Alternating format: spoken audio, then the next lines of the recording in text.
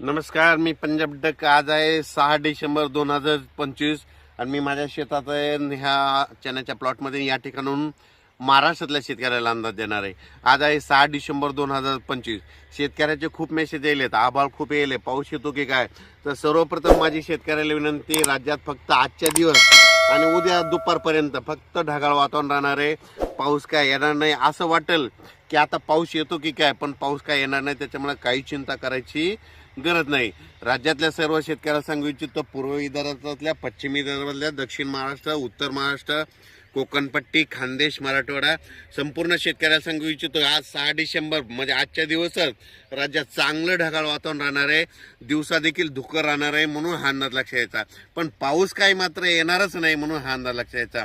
मग राज्यात थंडी कधी सुरू होणार आहे, तर राज्यातल्या सर्व शेतकऱ्याला सांगू इच्छितो की उद्या 7 डिसेंबर पासून राज्यात थंडी वाढण्यास सुरुवात होणार आहे. दिवसा देखील उत्तरेकडून वारं येत असल्यामुळं दिवसा देखील असं थंड झिलावा लागेल आणि दिवसा देखील स्वेटर घातलेले दिसतील, म्हणून हा अंदाज लक्षात येतो. ही थंडी जास्त करून निपाड, नाशिक ह्या पट्ट्यामध्ये, जळगाव जिल्हा, इकडं घाटाच्या खाली नांदुरा, इकडं विदर्भात देखील चांगली थंडी सुरू होणार आहे आणि वारं देखील सुटणार आहे. दिवसा वाऱ्याची झुळूक येईल, पण दिवसा देखील थंड जाणवणार आहे, म्हणून हा अंदाज लक्षात यायचा. मग राज्यातल्या सर्व शेतकऱ्याला सांगू इच्छितो की परत ऊसतोड कामगाराचे काल फोन आले, काही कर्नाटकच्या तूर काढणाऱ्यांचे फोन आले की आमच्याकडे ढगाळ वातावरण आहे, कर्नाटकला पाऊस येईल का. तर कर्नाटक असो की महाराष्ट्र असो, फक्त आज आणि उद्याच्या दिवसात ढगाळ वातावरण राहणार आहे. परत 7 डिसेंबरपासून मात्र 20 डिसेंबरपर्यंत चांगली अशी थंडी वाढतच जाणार आहे, म्हणून हा अंदाज लक्षात द्यायचा. ज्यांच्याकडं हरभरा असेल तर तुम्ही त्या हरभऱ्याला पाणी देऊ शकता, त्याच्यानंतर त्याला फवारणी देखील करू शकता. कारण की वातावरणामध्ये धुई असल्यामुळं त्याच्यामुळं फटका बसतो, म्हणून वेलवर्गीयवाल्यासाठी आबाळ चांगला असतं, ऊस उगवण्यासाठी आबाळ चांगलं असतं. पण जे फुलाव पीक आलेले त्यांना मात्र त्या धुईचा थोडा फटका बसतो, म्हणून तुम्ही एक बुरशीनाशकाची फवारणी केली तर काही हरकत नाही.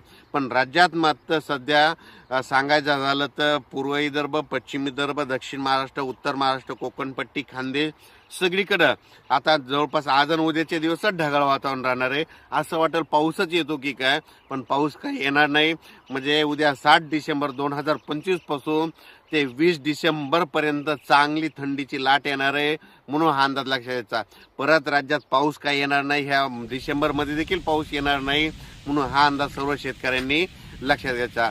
यावर्षी थंडी जास्त असल्यामुळं थंडीमध्ये एक गव्हाचं पीक, चण्याचं पीक हे चांगलं येऊ शकतं, म्हणून एक माहिती असा म्हणून सांगत आहे.